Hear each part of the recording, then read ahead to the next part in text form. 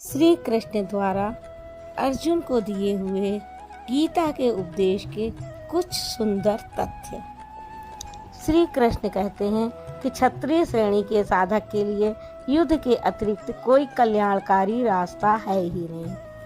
श्री कृष्ण ने गुणों के माध्यम से कर्म को 4 भागों में बांटा। अब यह देखना है कि वह कर्म क्या है जिसे बांटा गया।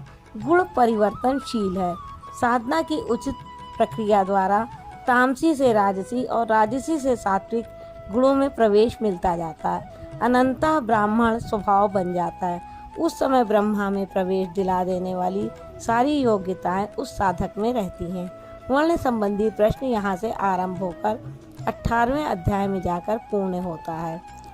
स्वभाव से उत्पन्न इस धर्म में प्रवृत्त होने की क्षमता जिस स्तर की हो, भले ही वह गुण रहित शूद्र श्रेणी की हो, तब भी परम कल्याण करती है, क्योंकि आप क्रमशः वहीं से उत्थान करते हैं। उससे ऊपर वालों की नकल करके साधक नष्ट हो जाता है। अर्जुन क्षत्रिय श्रेणी का साधक इसलिए अपने स्वभाव से उत्पन्न इस युद्ध में प्रवृत्त होने की अपनी क्षमता को देखकर भी भय करने योग्य नहीं है। इससे बढ़कर दूसरा कोई कल्याणकारी कार्य क्षत्रिय के लिए नहीं है। क्षत्रिय श्रेणी के साधक में तीनों गुणों को काट देने की क्षमता रहती है। उसके लिए स्वर्ग का द्वार खुला रहता है, क्योंकि उसमें दैवी संपत्ति पूर्णतः अर्जित रहती है। स्वर में विचरने की उसमें क्षमता रहती है। यही खुला हुआ स्वर्ग का द्वार है।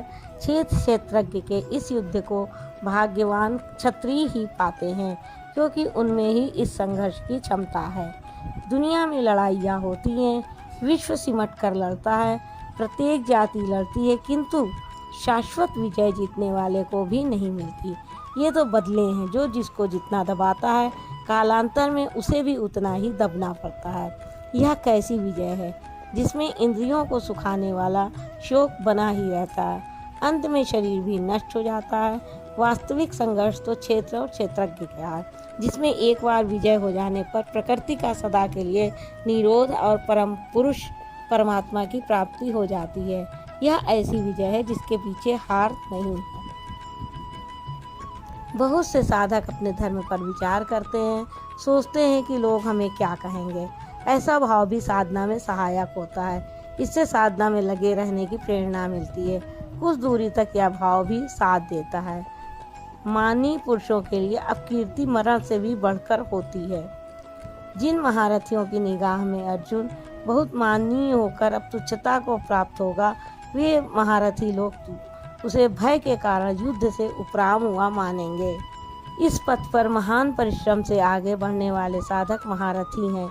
इसी प्रकार इतने ही परिश्रम से अविद्या की ओर खींचने वाले काम, क्रोध, लोभ, मोहादि भी महारथी हैं, जो तुझे सम्मान देते थे कि साधक प्रशंसनीय है, तुम उनकी निगाह से गिर जाओगे।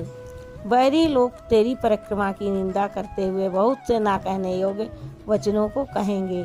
एक दोष आता है तो चारों ओर से निंदा और बुराइयों की झड़ी लग जाती है। ना कहने योग्य वचन भी कहे जाते हैं। इस युद्ध में मरोगे तो स्वर्ग प्राप्त करोगे। स्वर में विचरने की क्षमता रहेगी। श्वास के बाहर प्रकृति में विचरने की धाराएं निरुद्ध हो जाएंगी। परम देव परमात्मा में प्रवेश दिलाने वाली दैवी संपत्ति हृदय में पूर्णतः प्रवाहित रहेगी। अथवा इस संघर्ष में जीतने पर महामहिम स्थिति को प्राप्त करोगे। इसलिए अर्जुन, युद्ध के लिए निश्चय करके खड़े रहो। श्री कृष्ण कहते हैं कि अर्जुन लड़ो, जीतोगे तो पृथ्वी पा जाओगे, हारोगे तो स्वर्ग के नागरिक बन जाओगे। जीतोगे तो सर्वस्व, क्योंकि महामहित्व को पाओगे, और हारोगे तो देवत्व, दोनों लाभ में भी लाभ और हानि में भी लाभ है। इस प्रकार सुख दुख, लाभ हानि, जय पराजय को समान समझकर तू युद्ध के लिए तैयार हो।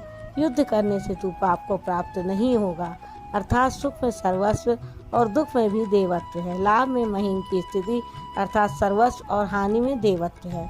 जय में महामहिम स्थिति और पराजय में भी दैवी संपत्ति पर अधिकार है। इस प्रकार अपने लाभ हानि को भली प्रकार स्वयं समझकर अर्जुन, तुम युद्ध के लिए तैयार रहो।